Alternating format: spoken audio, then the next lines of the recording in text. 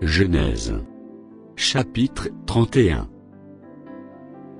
Jacob entendit les propos des fils de Laban, qui disaient, Jacob a pris tout ce qui était à notre père, et c'est avec le bien de notre père, qu'il s'est acquis toute cette richesse. Jacob remarqua aussi le visage de Laban, et voici, il n'était plus envers lui comme auparavant. Alors l'Éternel dit à Jacob, retourne au pays de tes pères, et dans ton lieu de naissance, et je serai avec toi. Jacob fit appeler Rachel et Léa, qui étaient au champ vers son troupeau. Il leur dit, je vois, au visage de votre père, qu'il n'est plus envers moi comme auparavant, mais le Dieu de mon père a été avec moi. Vous savez vous-même que j'ai servi votre père de tout mon pouvoir. Et votre père s'est joué de moi, et a changé 10 fois mon salaire, mais Dieu ne lui a pas permis de me faire du mal. Quand il disait, les tachetés seront ton salaire, toutes les brebis faisaient des petits tachetés. Et quand il disait, les rayés seront ton salaire, toutes les brebis faisaient des petits rayés. Dieu a pris à votre père son troupeau, et me l'a donné. Au temps où les brebis entraient en chaleur, je levai les yeux, et je vis en songe que les boucs, qui couvraient les brebis étaient rayés, tachetés et marquetés. Et l'ange de Dieu me dit en songe, Jacob. Je répondis, me voici. Il dit, lève les yeux, et regarde, tous les boucs qui couvrent les brebis sont rayés, tachetés et marquetés, car j'ai vu tout ce que te fait Laban. Je suis le Dieu de Bethel, où tu as un monument, où tu m'as fait un vœu.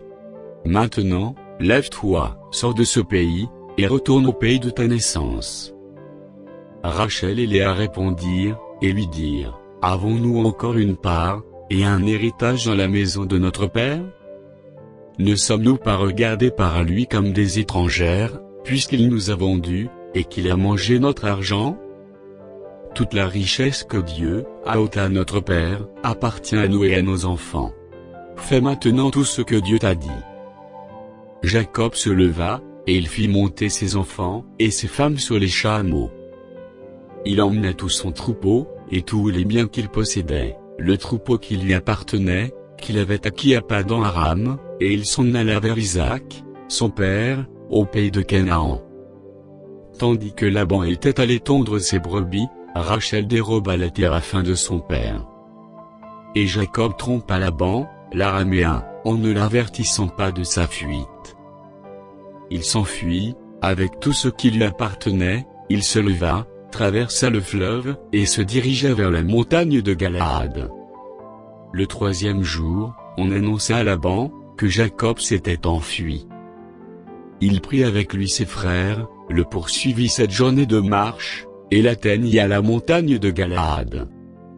Mais Dieu apparut la nuit en songe à Laban, l'Araméen, et lui dit, garde-toi de parler à Jacob, ni en bien ni en mal. Laban atteignit donc Jacob.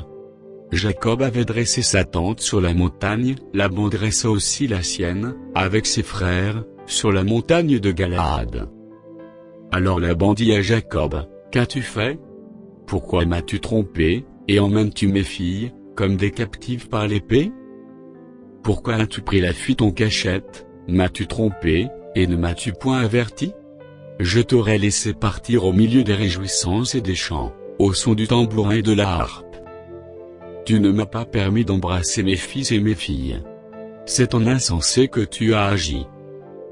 Ma main est assez forte pour vous faire du mal, mais le Dieu de votre père m'a dit hier, garde-toi de parler à Jacob, ni en bien ni en mal. Maintenant que tu es parti, parce que tu languissais après la maison de ton père, pourquoi as-tu dérobé mes dieux? Jacob répondit, et dit à Laban, j'avais de la crainte à la pensée, que tu m'enlèverais peut-être tes filles. Mais périsse celui auprès duquel tu trouveras tes dieux. En présence de nos frères, examine ce qui t'appartient chez moi, et prends-le. Jacob ne savait pas que Rachel les eût dérobés. Laban entra dans la tente de Jacob, dans la tente de Léa, dans la tente des 2 servantes, et il ne trouva rien. Il sortit de la tente de Léa, et entra dans la tente de Rachel. Rachel avait pris les téraphins, les avait mis sous le bas du chameau, et s'était assise dessus. Laban fouillait toute la tente, et ne trouva rien. Elle dit à son père, que mon Seigneur ne se fâche point, si je ne puis me lever devant toi, car j'ai ce qui est ordinaire aux femmes. Il chercha, et ne trouva point les téraphins. Jacob s'irrita, et querella Laban. Il reprit la parole, et lui dit, quel est mon crime, quel est mon péché, que tu me poursuives avec tant d'ardeur? Quand tu as fouillé tous mes effets, qu'as-tu trouvé des effets de ta maison? Produis-le ici devant mes frères et tes frères, et qu'ils prononcent entre nous deux. Voilà 20 ans que j'ai passé chez toi, tes brebis et tes chèvres n'ont point avorté, et je n'ai point mangé les béliers de ton troupeau.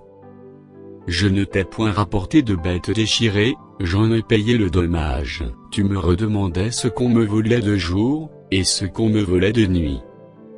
La chaleur me dévorait pendant le jour, et le froid pendant la nuit, et le sommeil fuyait de mes yeux. Voilà 20 ans que j'ai passé dans ta maison, je t'ai servi 14 ans pour tes 2 filles, et 6 ans pour ton troupeau, et tu as changé 10 fois mon salaire. Si je n'eusse pas eu pour moi le Dieu de mon père, le Dieu d'Abraham, celui que craint Isaac, tu m'aurais maintenant renvoyé à vide. Dieu a vu ma souffrance, et le travail de mes mains, et Yahweh a prononcé son jugement. Laban répondit, et dit à Jacob, ces filles sont mes filles, ces enfants sont mes enfants, ce troupeau est mon troupeau, et tout ce que tu vois est à moi.